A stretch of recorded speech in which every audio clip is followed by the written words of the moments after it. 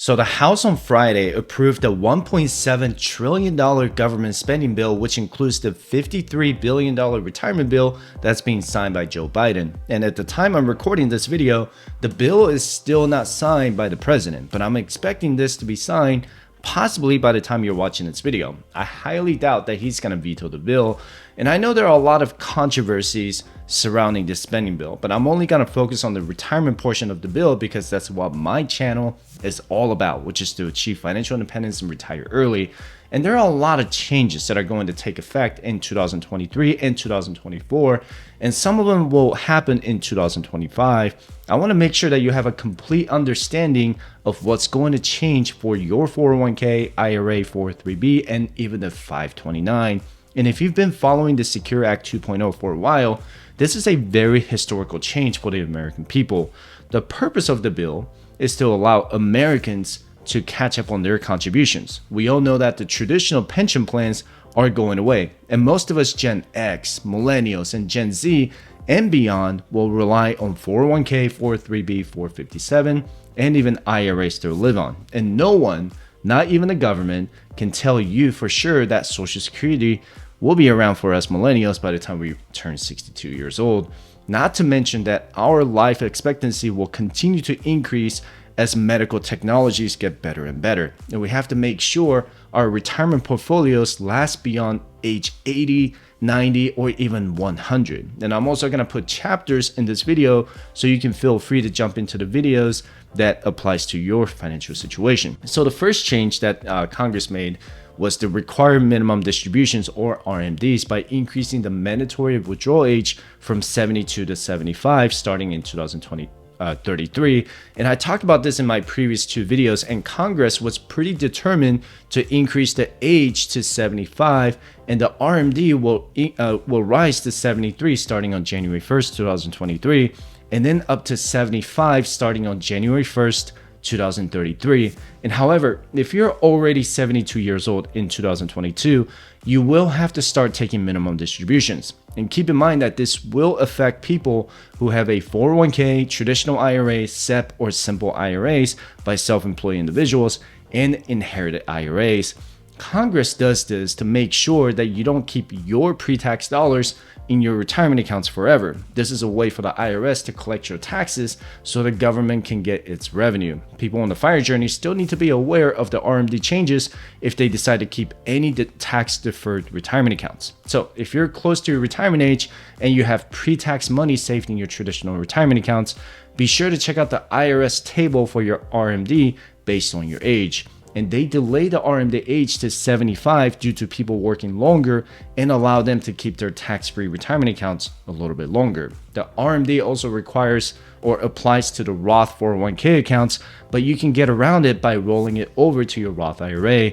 Make sure you understand the Roth IRA 5-year rule before you convert or roll over your money from your employer-sponsored retirement accounts. And the Secure Act 2.0 also reduces the penalty for not taking the RMD from 50% to 25%. And the penalty drops down to 10% if you take the necessary RMD by the end of the second year following the year it was due. And don't forget that you can get my financial independence resources for absolutely free by visiting firesightchat.com/contact. And another major change in this spending bill is the automatic enrollment for 401k and 403b. And this is really important because, believe it or not, most people I talk to have no idea how 401k and 403b are the major contributors to their retirement. And so starting on January 1st, 2025, if your employer has a 401k or 403b retirement savings plan, your employer will automatically have you contribute 3% of your salary in pre-tax dollars to your 401k or 403b.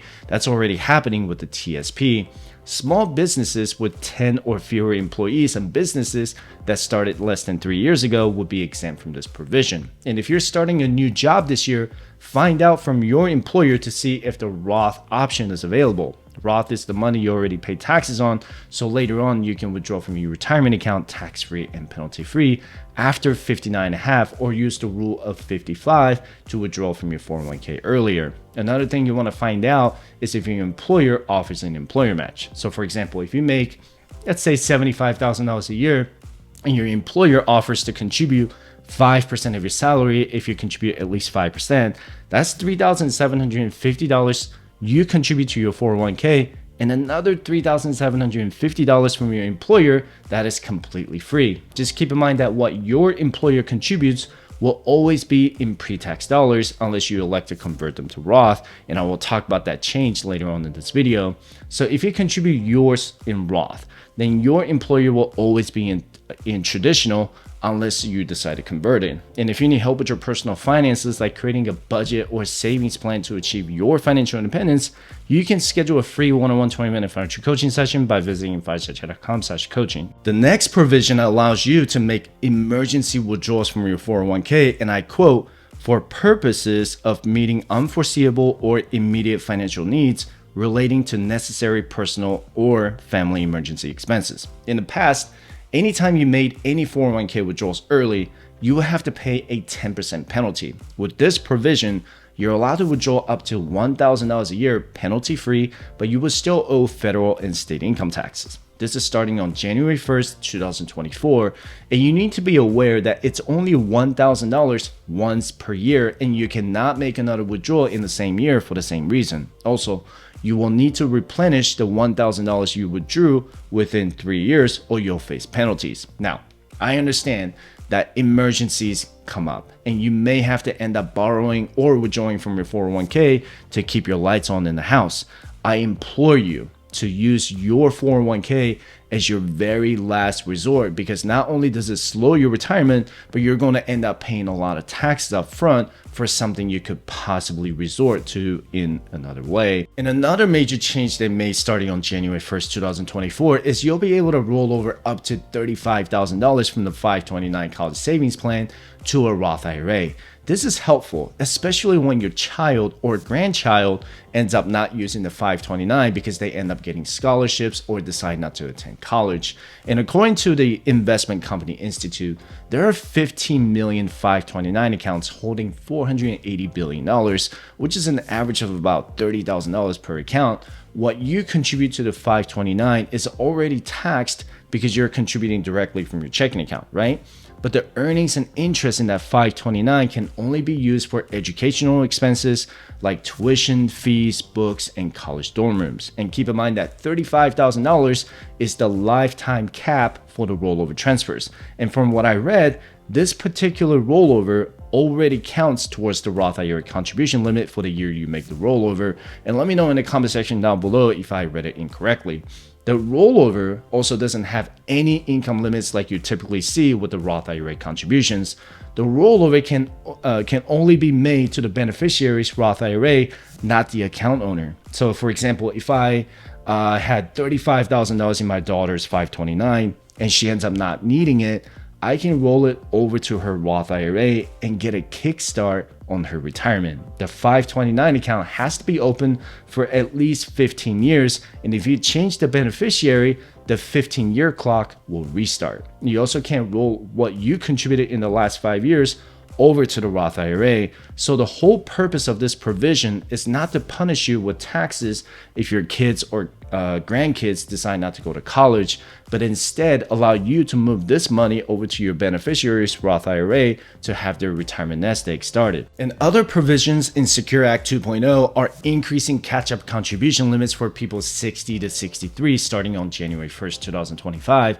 So individuals ages 60 through 63 years old will be able to make catch-up contributions up to $10,000 instead of the $7,500 to your 401k in 2023. The only caveat is that if you earn more than $145,000 in the prior calendar year, your catch-up contribution has to be made to a Roth account or in after-tax dollars. If you earn less than $145,000 adjusted for inflation from now on, you could contribute to the pre-tax or Roth dollars.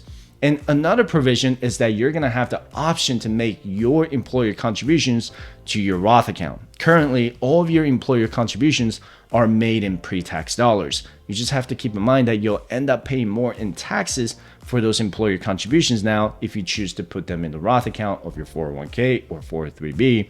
I personally put all of my retirement contributions into Roth portion of my TSP, and I will weigh my option to convert my employer contribution to Roth depending on the income between my wife and me. And I would probably wait if I had to pay 32 or 35% for the employer match. And starting in 2024, employers will officially be able to match their employees' student loan repayments to their retirement accounts. So if you're wondering if you need to pay off your student loans or contribute to your retirement, Secure Act 2.0 will allow you to do both if your employer matches your student loan repayments. So for example, if your student loan repayment is $300 a month and your employer match is $200 per month based on your salary, and because you're not contributing to your 401k due to student loan repayment, your employer could still make the $200 match if you show proof that you're making student loan repayments.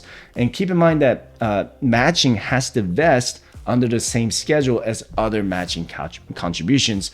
Your employer could require you to work for that company for, let's say, 3 years to have the student loan matching completely vested, or you have to pay your employer back if you don't meet the vesting schedule. And some employers actually do this already, but this bill is an official way for employers to do this for their employees. And the other provisions is allowing you to create emergency savings account inside your 401k starting in 2024. The contributions will be limited to $2,500 or lower depending on your employer. And the first 4 withdrawals in a year would be tax and penalty free. Your employer could even do an emergency savings match to help you boost your emergency savings. And according to the new bill, your emergency savings account will be held as cash in an interest-bearing deposit account or an investment or insurance product designed to preserve principal and provide a reasonable rate of return.